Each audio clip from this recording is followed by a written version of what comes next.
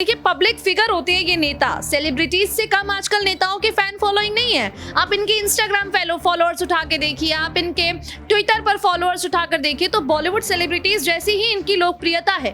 और अपनी लोकप्रियता का नाजायज फायदा अपनी राजनीति को चमकाने के लिए ये नेता करते हैं। राज ठाकरे ने ये काम किया महाराष्ट्र में, कुछ ऐसी जिसका अंजाम आपने जहांगीरपुरी में देखा, देश की राजधानी दिल्ली में।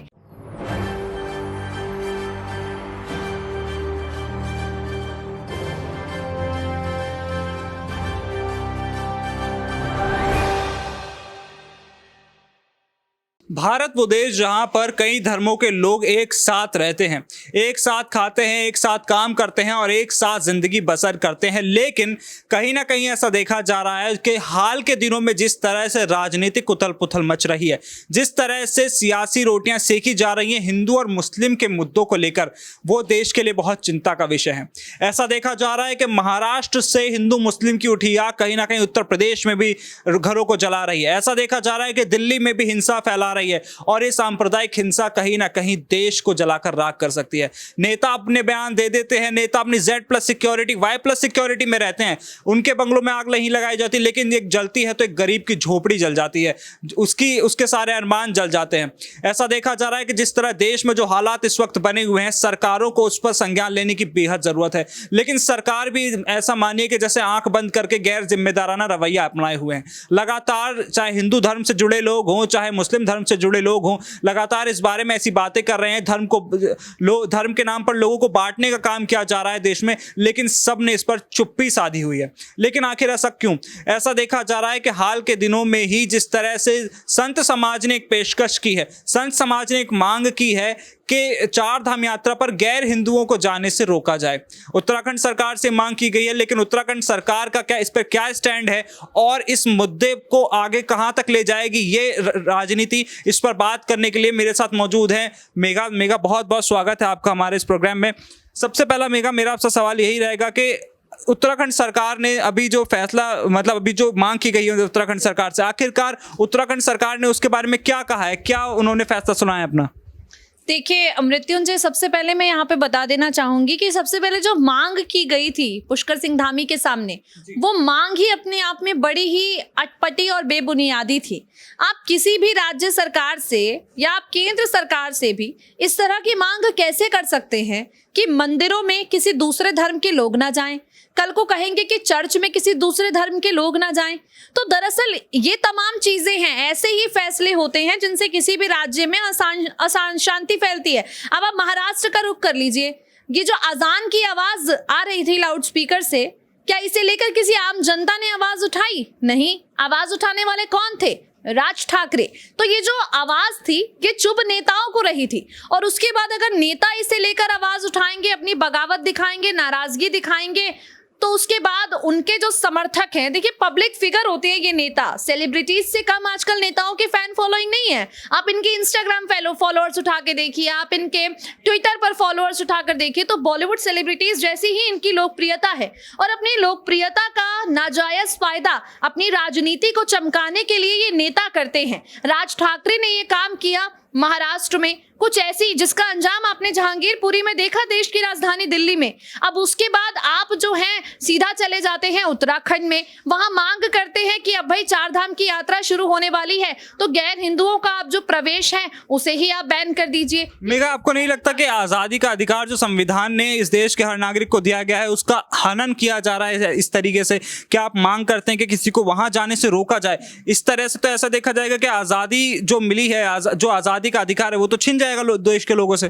देखिए मृत्युंजय, यही तो हमारे देश की सबसे ज्यादा खूबसूरती है, यही तो हमारे देश की सबसे अच्छी बात है कि यहाँ पर जो है एक कोई भी काम, कोई भी कानून है वो अपने हिसाब से बनाया जाता है। ऐसा नहीं है कि आम नागरिक ने आज मांग कर दी और जी राज्य सरकार ने कल से उसे लागू कर दिया। ये जो मांग की गई, उसके बाद मैं पुष्कर सिंह धामी का बयान पढ़ ही रही थी।